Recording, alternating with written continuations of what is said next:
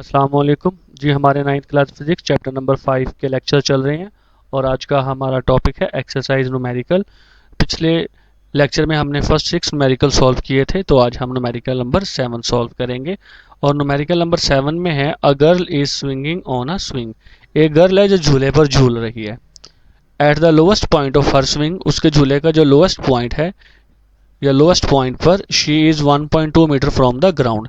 जैसे यहाँ पर हम ये एक लाइन लगा लें जो सरफेस को शो कर रही है, तो यहाँ पर जो झूले की हाइट है, स्विंग की हाइट है, वो कितनी है जी 1.2 मीटर और ये लोएस्ट है।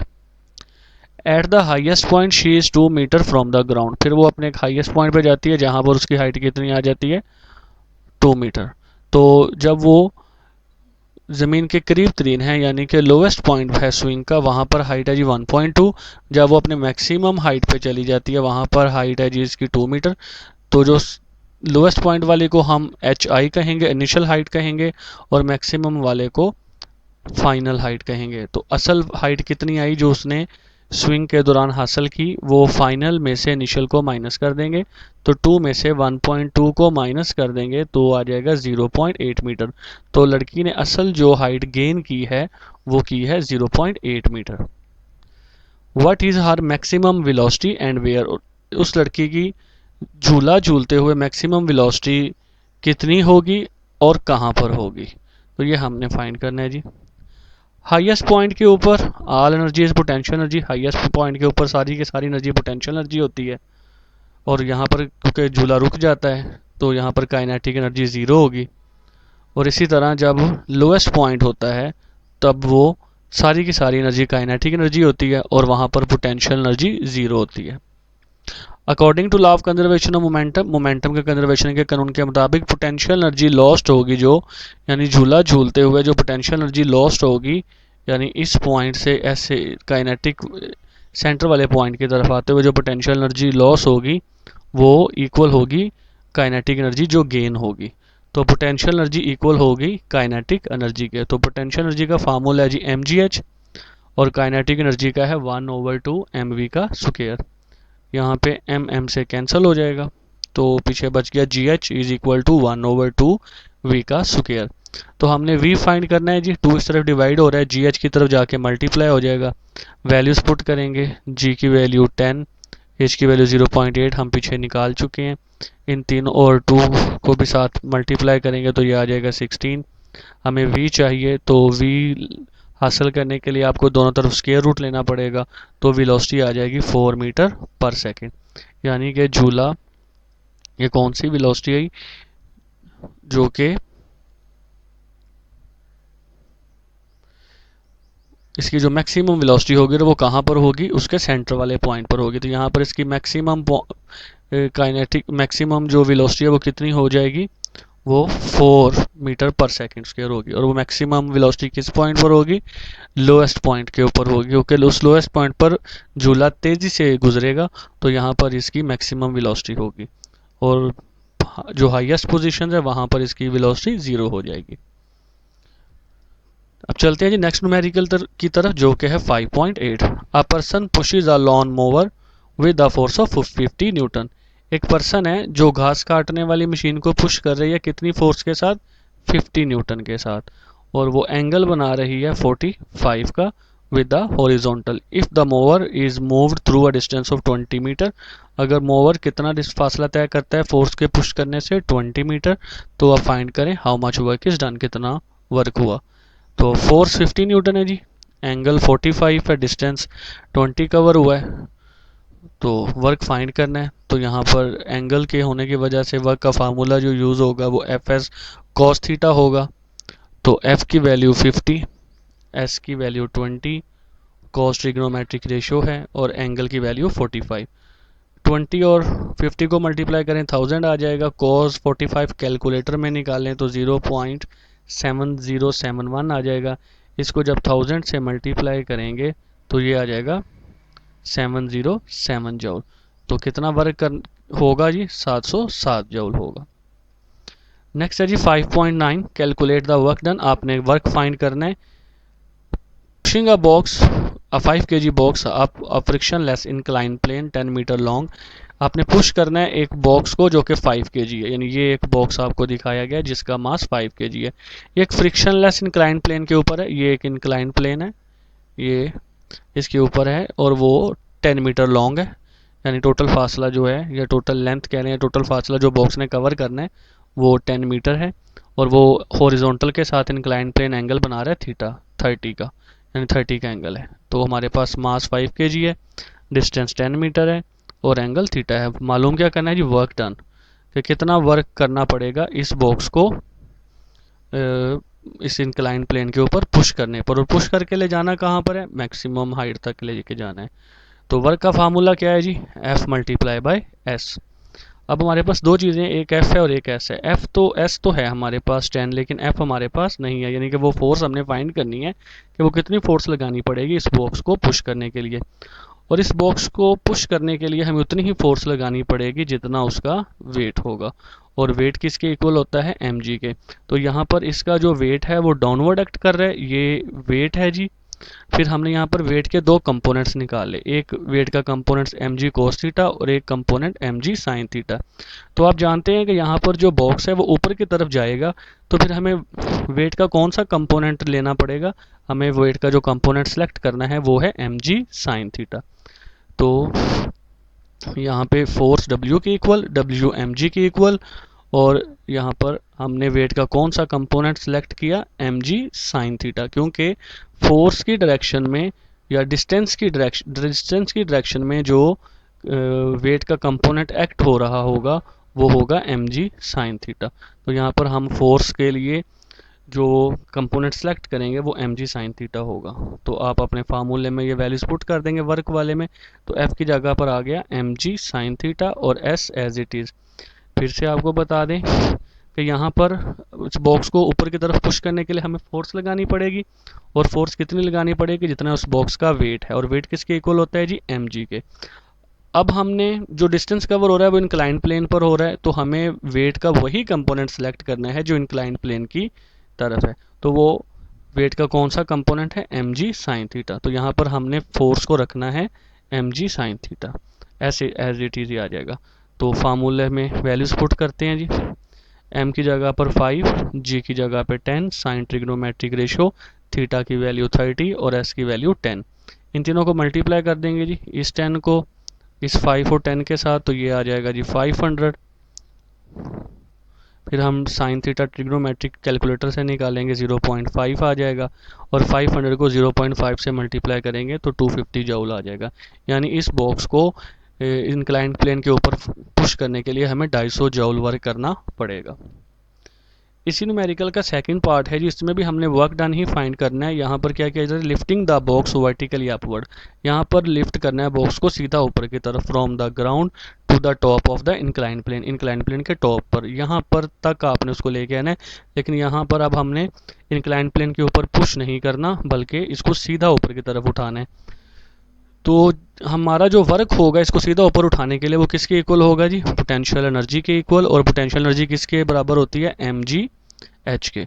तो यहाँ पर इस बॉक्स को ऊपर की तरफ उठाने के लिए जो वर्क करना पड़ेगा हमें, वो पोटेंशियल एनर्जी के इक्वल होगा, और पोटेंशियल एनर्जी mg h के इक्वल होती है। तो हमारे पास फार्मूले में देखें m की वैल्यू तो है हमारे पास, अपने डाटा में हम देख सकते हैं m की वैल्यू 5 kg है, g की वैल्यू हम जानते हैं जी 10 होती है, तो m भी है g भी है, लेकिन h हमारे पास नहीं है, और h क्या है, इंक्लाइन प्लेन की हाइट, तो h हमें फाइंड करना पड़ेगा। अगर आप गौर करें तो ये एक राइट एंगल ट्राइंगल भी बन रही है, जिसमें h शो रिप्रेजेंट कर रहा है परपेंडिकुलर को, ये आपकी बेस है, और इंक्लाइन प्लेन की जो लेंथ है वो आपकी हाइपोटेन्यूस को शो कर रही है। तो हमें जो h फाइंड करना है वो हम एक ट्रिग्नोमेट्रिक रेशो का यूज़ करेंगे साइन का, और किस एंगल पर हम वो ट्रिग्नोमेट्रिक लेंगे, 30 पे, तो साइन 30 हम लेंगे। तो साइन की ट्रिग्नोमेट्रिक रेशियो क्या होती है, किसके इक्वल होती है, परपेंडिकुलर ओवर हाइपोटेनियस के।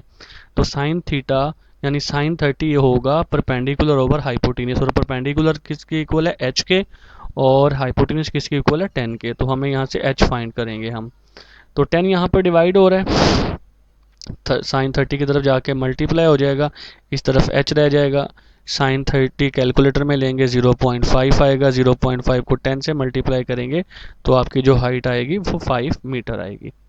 तो H हमारे पास आ गया। अब हम पोटेंशियल एनर्जी फाइंड कर सकते हैं। तो पोटेंशियल एनर्जी का फार्मूला था mgh, मास 5 है, g की वैल्यू 10 है, h अभी हमने फाइंड किया 5 है।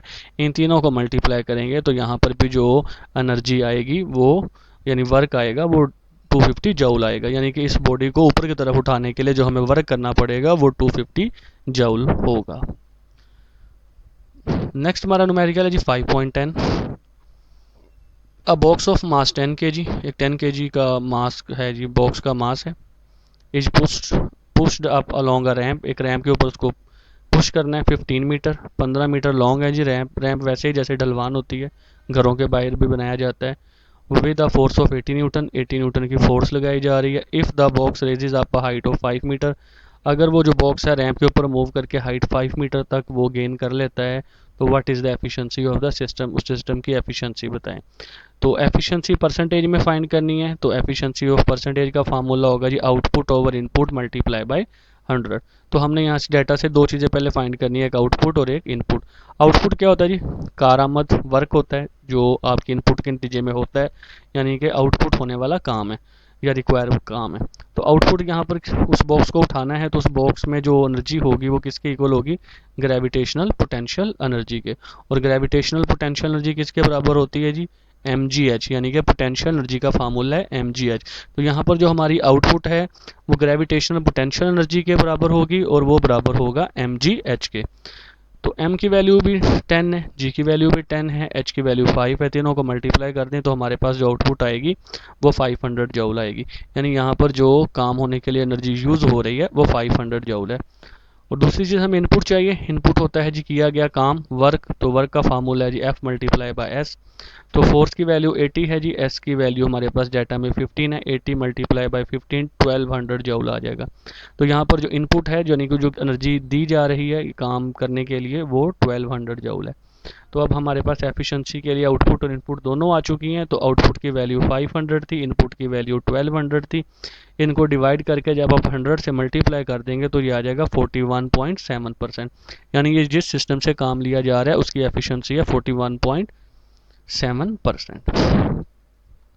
नेक्स्ट है जी 5.11 यानी कि 11। अ फोर्स ऑफ 600 न्यूटन, एक फोर्स है जी 600 न्यूटन की। Acts on a box, box के ऊपर एक्ट कर रही है। टू पुश इट 5 मीटर, कितना पुश कर रही है जी 5 मीटर। डिस्टेंस उसका 5 मीटर है, टाइम है जी 15 second. Calculate the power, power find करें। तो पावर का फार्मूला जी W/T। हमारे पास T तो है लेकिन W नहीं है। W क्या होता है जी, वर्क होता है। तो वर्क को ओपन करें तो F मल्टीप्लाई बाय S आ जाएगा। तो आप देखें डाटा में आपके पास F भी है, आपके पास S भी है, आपके पास T भी है। तीनों वैल्यूज़ पुट करें फार्मूला में। 600 को 5 से मल्टीप्लाई करें 3000 आ जाएगा, 15 पे डिवाइड करें तो 200 आ जाएगा। तो पावर का आंसर आ गया 200 वाट। तो इतनी पावर चाहिए होगी। 40 kg boy runs up a stair 10 meter. एक बॉय है जी, मास है जी जिसका मास है जी 40 kg। एक बॉडी है जिसका मास 40 kg है। रन्स अप स्टेयर, सीढ़ियाँ चढ़ रहा है। हाइट है सीढ़ियों की 10 मीटर। टाइम है जी आपके पास 10 second. What power he develop, उसने कितनी पावर डेवलप की, कितनी पावर पैदा हुई। तो पावर फाइंड करनी है जी। पावर का फार्मूला है जी W/T। तो W को अगर हम ओपन करें तो वो आ जाएगा F मल्टीप्लाई बाय S और T एज इट इज़। अब इस बॉक्स को, उस बॉय को अपने आप को ऊपर ले जाने के लिए फोर्स लगानी पड़ेगी जितना उसका वेट है। और वेट किसके इक्वल होता है, mg के। तो हम कहेंगे F is equal to mg। तो F की जगह पर mg कैसे आया, F उस बॉडी पर कितनी फोर्स लगानी पड़ेगी जितना उसका वेट है, और वेट किसके इक्वल होता है, mg के। तो F की जगह पर आ गया mg। S डिस्टेंस होता है, h भी डिस्टेंस ही होता है लेकिन h हाइट की सूरत में डिस्टेंस होता है। तो यहाँ पर जो डिस्टेंस है वो हाइट की सूरत में, इसलिए s की जगह पर h आ जाएगा। अब आप अपने डाटा में देखें तो सारी चीज़ें आपके पास आ चुकी हैं। m की वैल्यू 40, g की वैल्यू 10, h की वैल्यू भी 10 और टाइम की वैल्यू 8 सेकेंड। ऊपर तीनों वैल्यूज़ को मल्टीप्लाई करें 4000 आ जाएगा और 4000 के 8 पर डिवाइड करेंगे तो 500 आ जाएगा। तो यहाँ पर पावर जो डेवलप होगी वो 500 वाट होगी। नेक्स्ट है जी a force F acts through a distance L on the body. एक फोर्स F एक्ट करती है जिसके नतीजे में एक बॉडी डिस्टेंस L कवर करता है। The force is then increase to 2F, फिर उस F को 2F तक बढ़ा दिया जाता है। That further act through 2L, जिसकी वजह से बॉडी डिस्टेंस जो कवर करता है वो 2L करता है। Sketch of force displacement graph, आपने एक ग्राफ बनाना है जो फोर्स और डिस्प्लेसमेंट के दरमियान हो। And calculate the total work done, और टोटल वर्क भी मालूम करना है। तो यहाँ पर जो वर्क है वो दो सेगमेंट में हो रहा है, दो हिस्सों में हो रहा है। पहली दफ़ा जो वर्क है पहले वो फाइंड करते हैं, वर्क ऑफ फर्स्ट सेगमेंट। तो फर्स्ट सेगमेंट का वर्क होने की वजह से उसे हम ज़ाहिर करेंगे W1 से, और वर्क का फार्मूला होता है F मल्टीप्लाई बाय S। तो F की जगह पर F ही आ जाएगा, क्योंकि पहले मरहले में जो फोर्स एक्ट कर रही है वो F ही है, और उसके नतीजे में जो डिस्टेंस कवर हो रहा है वो L ही है। तो F मल्टीप्लाई बाय L क्या आ जाएगा, FL आ जाएगा। फिर है जी work for second segment. Second segment का वर्क, वर्क का फार्मूला, उसे सेकंड सेगमेंट को वर्क को हम W2 से ज़ाहिर करेंगे, और उसका भी फार्मूला होगा F मल्टीप्लाई बाय S। लेकिन यहाँ पर फोर्स की जो वैल्यू है वो कितनी है जी, 2F है। तो F की जगह पे आ गया जी 2F, और यहाँ पे जो डिस्टेंस कवर होगा इसके नीचे में वो 2L है। S की जगह पर आ जाए तो 2 मल्टीप्लाई बाई 2 4 आ जाएगा, और साथ में FL आ जाएगा। यानी कि पहले हिस्से में यहाँ से लेके यहाँ तक की जो स्टेटमेंट है, यहाँ पर वर्क हो रहा है जी FL, और उसके बाद इस हिस्से में यहाँ से लेके यहाँ तक की जो स्टेटमेंट है इस हिस्से में वर्क हो रहा है 4FL। आपने मालूम करना है टोटल वर्क डन, तो टोटल के लिए W दोनों को W1 और W2 को प्लस करना पड़ेगा। W1 की वैल्यू FL है और W2 की वैल्यू 4FL है, तो दोनों को प्लस करेंगे तो क्या आ जाएगा 5FL। तो यहाँ पर जो टोटल वर्क डन होगा वो 5L के बराबर होगा। अब इसी का हमने स्केच बनाना है, तो स्केच हम दो क्वांटिटीज़ के दरमियान बनाते हैं, ग्राफ बनाते हैं। यहाँ पर जो ग्राफ बनाया जा रहा है वो फोर्स, इस तरफ फोर्स ले ली गई और ऊपर की तरफ डिस्टेंस ले लिया गया। तो जब हमने F फोर्स लगाई तो डिस्टेंस कवर हुआ L, तो इनको डॉटेड लाइन से मिला देंगे। और जब फोर्स लगाई 2F तो इसके नतीजे में डिस्टेंस कवर हुआ 2L, तो इनको भी इसी तरह डॉटेड लाइन से मिला दिया जाएगा। तो ये है आपका ग्राफ। तो जी ये थे आपके चैप्टर नंबर 5 के न्यूमेरिकल्स। अल्लाह हाफिज़।